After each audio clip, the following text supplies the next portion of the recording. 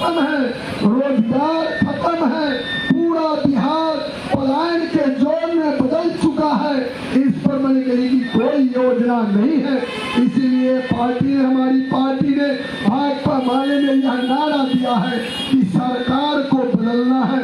सरकार को बदले बगैर आप बिहार को नहीं बदल सकते।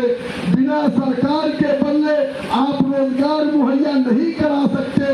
बगैर सरकार को बदले आप भ्रष्टाचार पर लगाम नहीं लगा सकते, अत्याचार पर लगाम नहीं लगा सकते, बलात्कारियों पर लगाम नहीं लगा सकते।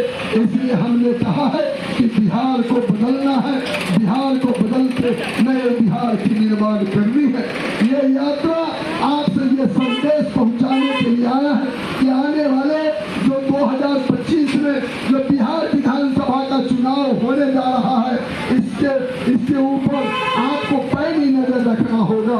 हम आपको कहना चाहते हैं बिहार के जो मुख्यमंत्री है वो टीवी लेटर पर है, और देश के जो प्रधानमंत्री है अंबानी और अडानी की गोद में खा करके बैठ चुका है। अंबानी और अडानी का रखाल बन गया है, उसके पोस्ट बन गया है। इसलिए देश के सारी संपत्तियां अंबानी और अडानी के हवाले सौंपा जा रहा है।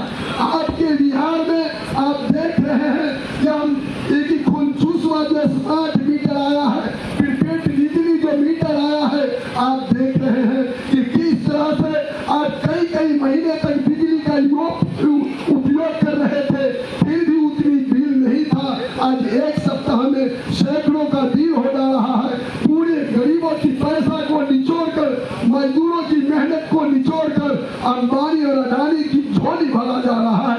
इसलिए यह बिहार को बदलना जरूरी है। इसलिए यह बिहार को बदलने के लिए सरकार को बदलना जरूरी है। हम कहना चाहते हैं कि बड़ी मेहनत के साथ, बड़ी शिद्दत के साथ हमारे पूर्वजों ने वर्षों से लड़ा था, अंग्रेज को भगाया था, अंग्रेज को देश से भगाया था। और बाबा साहब भीमराव अम्बेडकर जी के नेतृत्व में जो संविधान बनी थी, वो संविधान जो हमें रोजगार पाने का अधिकार दे रहा है, हमें वोट डालने का अधिकार दे रहा है, हमें शिक्षा का अधिकार दे रहा है, हमें रोजगार का अधिकार दे रहा है, हमें बराबरी से जिंदगी जीने का अधिकार दे रहा है।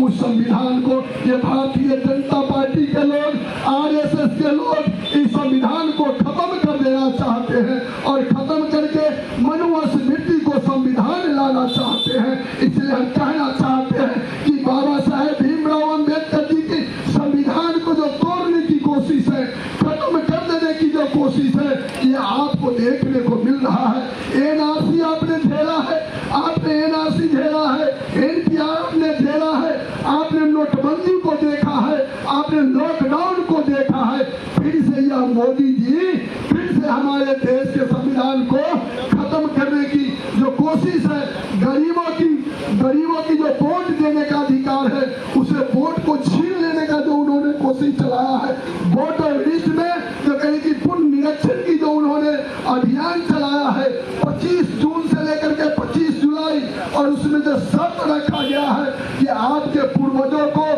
80 से पहले का मैंने कही कि आपको जन्म प्रमाण पत्र देना है, आपको जमीन की कागज देना है, आपको कहीं की सबूत देना है, तब जाकर के आपको वोटर लिस्ट में नाम जुड़ेगा।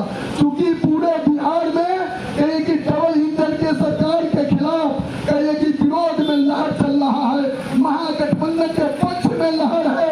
और जो इससे घबरा करके भारतीय जनता पार्टी ने देखा है कि मैंने कही कि बिहार में हम जनता के भरोसे चुनाव नहीं जीत सकते, जनता हमें सपोर्ट में नहीं है, किसान हमारे सपोर्ट में नहीं है, मजदूर हमारे सपोर्ट में नहीं है, छात्र युवा हमारे सपोर्ट में नहीं है।